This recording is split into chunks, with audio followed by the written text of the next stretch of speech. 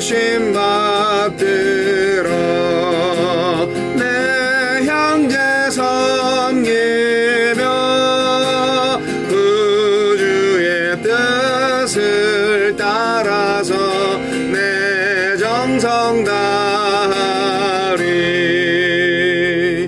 주 앞에 모든 일 잘 행케 하시고 이후에 주님 배울 때 상 받게 하소서.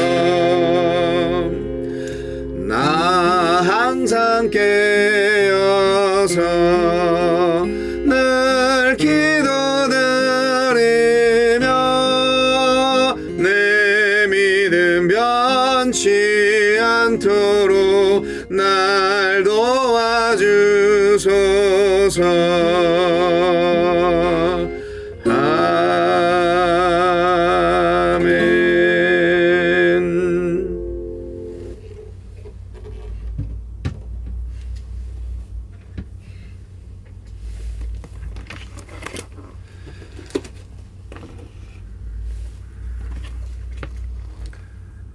(3월 14일) 월요일 레위기 9장 1절로 24절 말씀.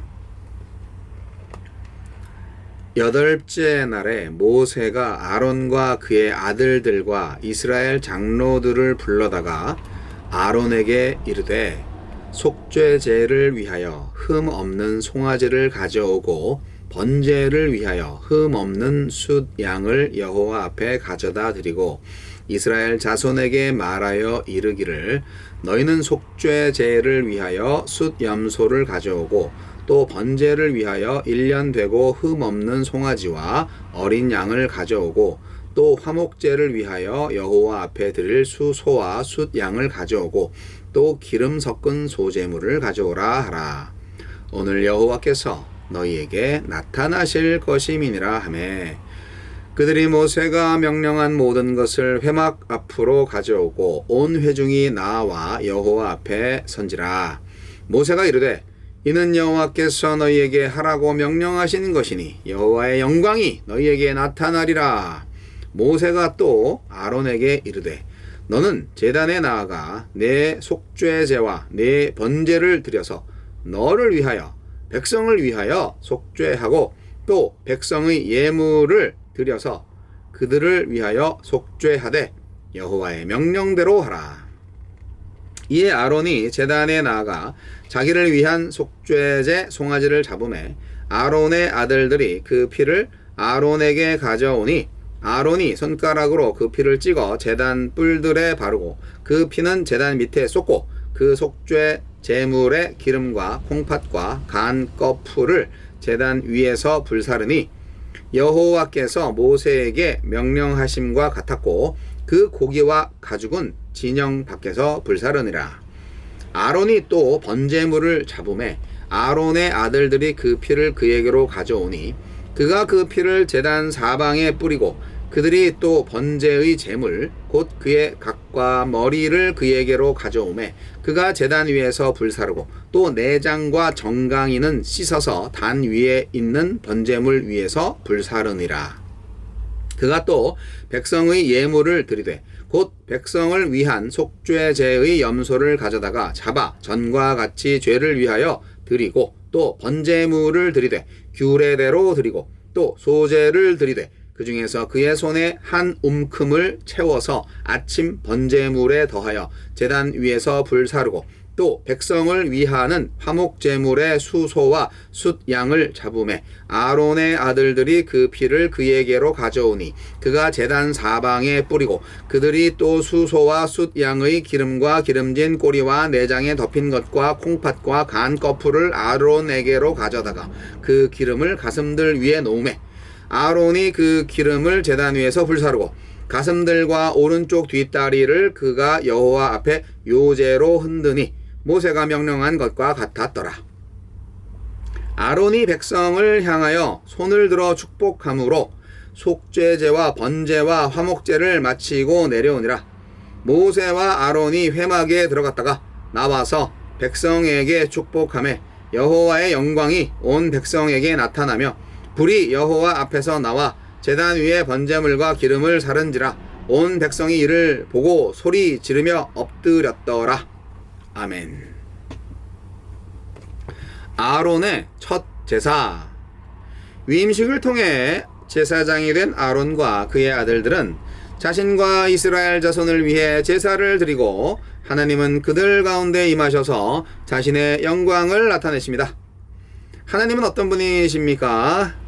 하나님이 이스라엘 자손을 회막 앞에 모은 후 제사장들에게 제사를 드리라고 명령하신 이유는 그들 가운데 임재하시기 위함이었습니다. 하나님은 자기 백성과 함께 하고 싶은 열망으로 가득한 분입니다. 백성이 죄로 인하여 하나님 앞에 설 수 없고 하나님과 교제할 수 없다면 직접 죄의 책임을 져서라도 그들을 용서하시고 자신 앞에 세우십니다. 그래서 하나님은 독생하신 아들을 보내어 죄인인 우리를 용서하기를 기뻐하셨습니다. 나와 함께 하시기 위해 하나님이 하신 일을 헤아려 보십시오. 그야말로 강력하고 성실한 사랑이 아닙니까? 우리에게 주시는 교훈은 무엇입니까? 아론과 그의 아들들이 집전한 첫 제사는 자신들을 위한 제사였습니다. 한 주 전 제사장 위임식 중에 속죄제와 번제를 드렸으면서도 제사장으로서의 직무를 시작하면서 또다시 속죄제와 번제를 드리는 것을 보면서 인간은 죄를 반복하고 또 반복하는 존재라는 엄중한 사실을 마주합니다. 주님이 다시 오시는 날까지 우리는 끊임없이 안팎의 죄와 싸워야 합니다. 죄를 미워하며 죄와 싸우되 피 흘리기까지 싸우는 믿음의 선한 싸움을 피하지 맙시다. 이스라엘 자손을 위한 제사는 속죄제와 번제와 화목제였습니다. 속죄제는 죄사함을 의미했고 번제는 헌신을 의미했으며 화목제는 하나님과의 교제를 뜻했습니다. 이 예배를 통해 백성은 한결같이 하나님께 용서받은 자로 하나님과 함께 하나님을 위한 삶을 살겠다고 고백한 것입니다. 나도 그들처럼 용서를 경험하고 하나님의 임재를 누리며 자신을 온전히 드리는 전인격적인 예배를 드리고 있는지 돌아봅시다. 제사의 마침은 축복이었습니다. 아론은 이스라엘 자손을 축복함으로 제사를 마쳤고 아론과 함께 회막에 들어갔다 나온 모세도 아론과 함께 이스라엘 자손을 축복했습니다. 예배의 마침이 축복이라는 것은 하나님이 예배를 통해 백성에게 주시려는 것이 무엇인지 알게 해줍니다. 우리에게 복을 주시는 하나님은 우리를 통해 그 복이 온 세상에 흘러가길 원하십니다. 주여, 거룩한 예배를 드리며 저희와 함께 하시는 하나님의 영광을 보게 하소서. 네, 아론의 첫 제사 광경이네요. 네, 아론이 제사장이 됐잖아요. 예. 그래서 아론을 위한 제사가 됐습니다. 제단을 만든 후에 레위기 1장부터 7장까지의 내용은 하나님께서 주신 제사가 이런 것이다 하는 것을 다 가르쳐 주시는 내용이었잖아요. 각각 속죄제, 번제, 소제, 화목제를 드렸어요. 이제. 그런데 속건제는 빠졌네요. 네, 왜일까요? 속건제는 재산상의 피해에 대한 배상의 제사이기 때문에 공적 제사로서는 적합하지 않아서 제외된 것 같아요. 자, 이제 아론이 드디어 이제 제사를 드렸고 명실상부한 이스라엘의 대제사장으로서의 역할을 시작을 하게 되었습니다. 그 전에 먼저 제단을 하나님께 봉헌했죠. 그리고 본격적으로 그 제단에서 첫 제사를 드렸는데 그게 아론 제사장의 제사인 거죠. 속죄제, 번제, 화목제, 소제 순서로 이렇게 쫙. 자, 뭐 여러 가지 의미가 있는데 다시 계속 반복적으로 말씀드리지만 중요한 제사가 5가지 중에서도 3가지로 또 압축이 되는데 그것은 바로 속죄제와 번제와 화목제입니다.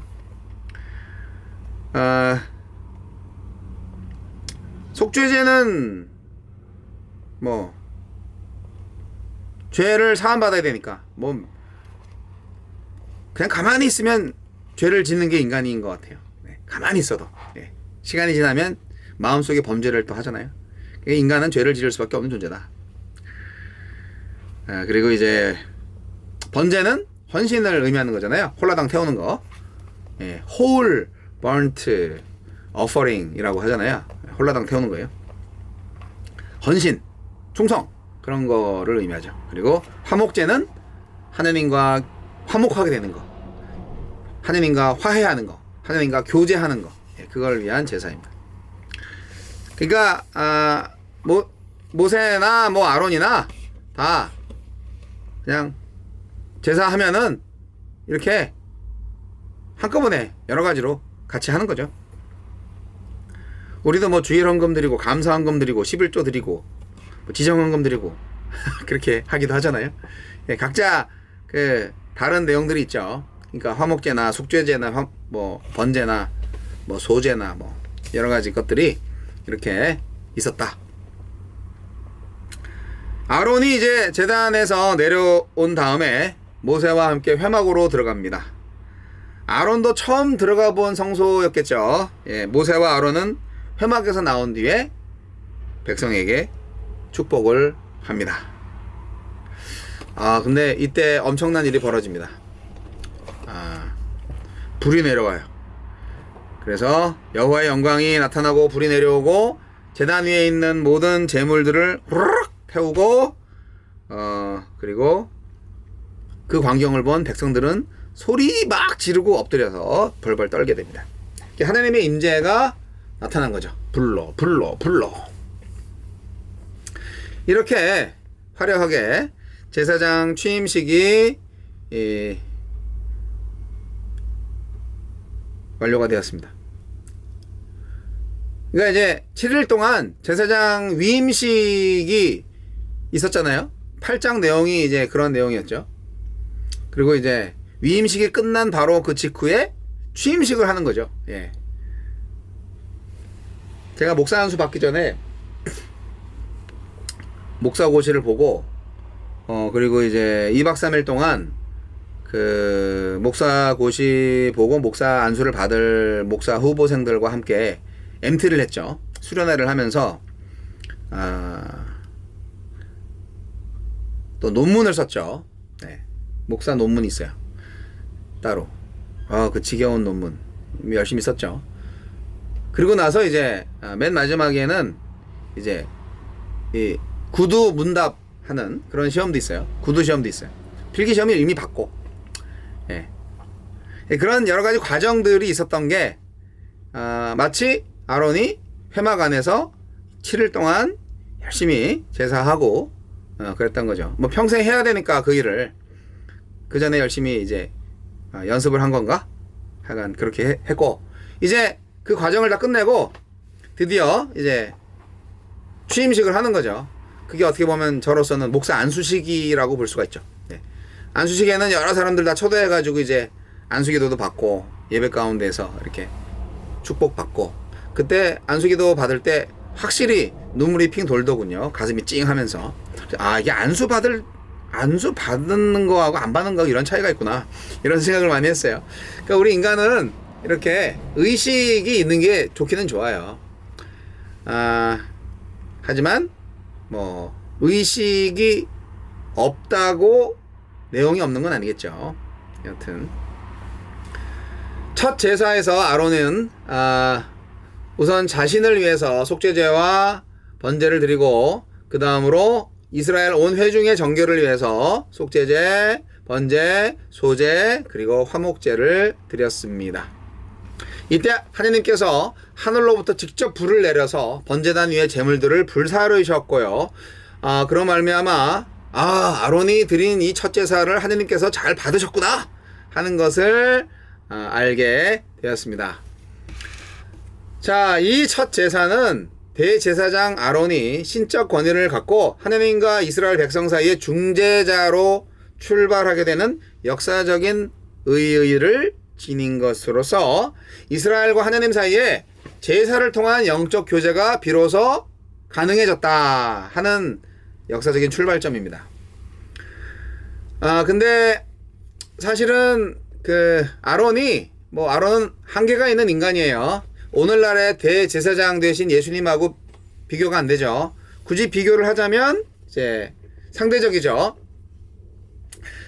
대제사장 아론의 그 중보자적인 역할은 어떻게 보면은 모형이에요, 모형. 그 멜기세덱의 반차를 쫓는 영원한 대제사장 예수 그리스도의 그 중보 사역을 예표하는 모형이에요. 나중에 예수님이 오심으로써 이게 아론을 통하여서 우리에게 보여줬던 바로 그 모습이야. 근데 그게 이제 이스라엘 선택된 민족 이스라엘만으로 국한된 게 아니라 이제 전 세계, 전 인류에게 확장되는 것이죠. 하지만 과거에 차이점이 있는 게 뭐냐면 아론의 제사는 계속 제사를 지냈어야 되는 거예요. 계속 날마다 연마다 계속 해야 되는 거예요. 인간은 계속 죄를 지으니까. 불완전한 제사예요. 동물의 희생 제사는 불완전한 제사예요. 그래서 오늘날 유대교인들은 지금도 제사를 지내죠. 동물의 제사를 지냅니다. 6월절 날 아주 양들을 뭐 몇십만 마리 이렇게 잡아서 제사를 지낸다는 말을 들었어요. 지금도. 그런데 이제는 예수님께서 우리를 구속하시기 위해서 어린 양이 되셔서 희생 제사가 되셨잖아요. 근데 이건 완전한 제사, 완벽한 제물이 되셨기 때문에 하나님은 그 한 번의 제사, 십자가에서 제물 대신 바로 그 제사를 통하여서 다 만족하신 거예요. 하나님의 어떤 그 인간을 의롭게 하고자 하는 그 의지의 대가는 다 충족이 된 거예요.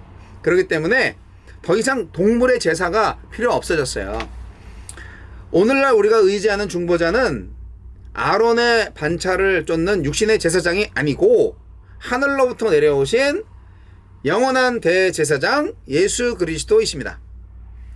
따라서 오늘날의 성도님들은 우리의 중보자 되신 예수 그리스도를 통해서 언제든지 하느님의 보좌 앞으로 나아갈 수가 있습니다. 한 가지 또 덧붙일 것은 이렇게 아론의 제사를 딱 드리고 나서 하늘로부터 불이 쫙 내려서 그냥 순식간에 제단 위에 있는 제물을 확 불살르니까 백성들이 놀라가지고 엎드렸다 이렇게 돼 있잖아요. 이것처럼 우리가 진정한 영과 진리로 드리는 진정한 예배 가운데에서 정말 하느님의 임재가 경험되는 거죠. 이건 경험해 본 사람만이 아는데. 그 예배 현장에 하느님이 임재하신다. 이거는 오늘날에도 똑같이 일어납니다. 단지 그 불이 진짜 이런 제단을 태우는 불이 아니라 성령의 불이죠. 정말 우리 마음이 뜨거워지고 막 성령 받고 막 그렇게 하면은 막 배에서 막 진짜 불이 나가지고 이렇게 막 터져 나와요. 그 배에서부터 막 그냥 뜨거운 게 막 터져 나오니까 그게 입으로 탁 터지니까 그게 방언이 되고 그러는 거죠. 그런 역사들이 체험적으로 저도 있기도 했습니다. 근데 그런 그 신비적인 체험뿐만이 아니라 뭐 예배가 공예배만 예배가 아니라 누누이 말하지만 삶의 예배도 예배잖아요. 우리가 살아가면서 정직하게 성실하게 열정을 다해서 헌신적으로 하나님께 대하듯 사람을 대할 때 그 헌신이 있을 때 하나님이 그 순간 임재하셔서 우리에게 신적 권위를 주시고 하나님이 하시는 것처럼 정말 기적의 역사를 이루게 되지 않겠습니까? 그런 경험을 하는 것이 오늘날 우리 기독교인들의 하나님의 나라의 삶의 패턴이 되는 거죠. 그렇기 때문에 경건한 성도의 영혼은 결코 두려움에 빠지지 않습니다. 새로운 활력이 넘치고 즐겁게 날마다 하나님께서 함께 해주시는 삶을 경험합니다.